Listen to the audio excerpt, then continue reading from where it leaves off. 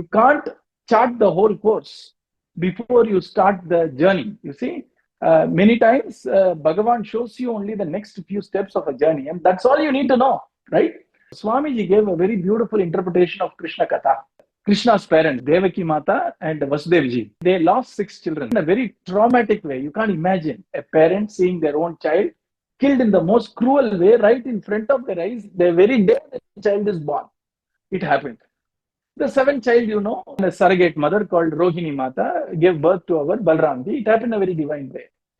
And the eighth child is going to be born. They all know it is going to be Bhagavan, because not only showing his Sangha Chakra, etc., he clearly told them, I am Bhagavan. Now, Vasudevji has been ordained, take me to Gokula, right? Now, Bhagavan didn't give a Google map for Vasudevji, saying which house to drop, right? He didn't say which road to take. Huh? He just said, take me to Gokula. What did Vasudev say? He didn't even say it looks impossible. He didn't say it looks difficult. He just said, okay. Now his hands were shackled. His legs were shackled. The prison was locked. Middle of the night. No light. Right? And it is rain.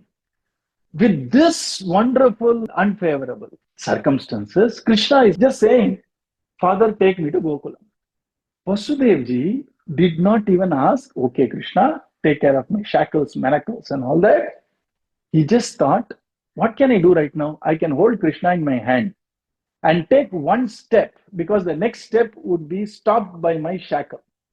So he took Krishna in his hand and took one step, which is what he could do. But Krishna freed him to take the next step. You see, the shackles were gone. The hand shackles were gone. So he could go up to the door. Now he did not stare at Krishna and say, now what? You see? And he just went to the door. Door opened. And then these two guards were supposed to be awake all night long, were sleeping, which is all not possible to happen at all. This is how divinity works. It works by doing things which we never expected. The odds of happening will be very low, yet it will happen, which means grace is in play. Okay, grace is at work. So he walked, and the door opened. These two chaps were snoring. He went out, and then it is raining. Now forget about himself. Who will take care of Krishna? Vasudevji realized, I just have to follow. Let me go. As he went closer, and it was dark, suddenly he found a light in his path. It was our Adisesha who came behind, and his wonderful jewels on the hoods of his head threw light onto the path. You see? So he could see 2 steps ahead. That's all he could see. But he walked. Why? That's called faith, isn't it? So he walked. There was this city, our Mathura, where Bhagavan was born, was a very busy city. Huh? There was slight rain, and so people remained indoors. And since it was a little gust also blowing, they closed their windows also. Okay. And our Bhagavan walked all alone along with Vasudev, with our Adiseshan, protecting our little Krishna. And there was this river at Spate. When Vasudevji went here, he understood that if I keep my first feet there, I will not drown. Till that I will do. So he kept his first feet inside Yamunaji after going down to Yamunaji, obviously.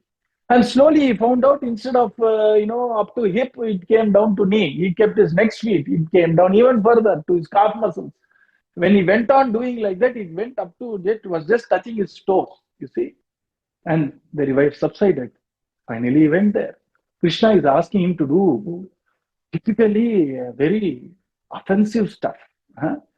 You are swapping babies, you see. He didn't ask that question. Huh? Because he told him, he swapped it. Krishna said, now you go.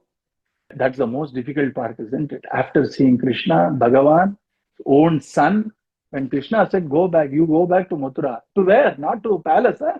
Back to your prison. Huh? Back to your shackles and manacles. Vasudevji left. You see, what did Krishna do? Krishna showed him what to do the next step. Just do the next step, next step, next step. And the whole journey is covered when you know what to do next. That's all. You don't have to know what to do after 1,000 miles. You need to only know one thing. Where is my next step? That's all you need. And that's the beauty, isn't it? That's how you also drive, isn't it? When you drive in a very dark path, what does your headlight show in your car or in your bike? It merely shows you the next 5 meters. It does not illuminate the whole path.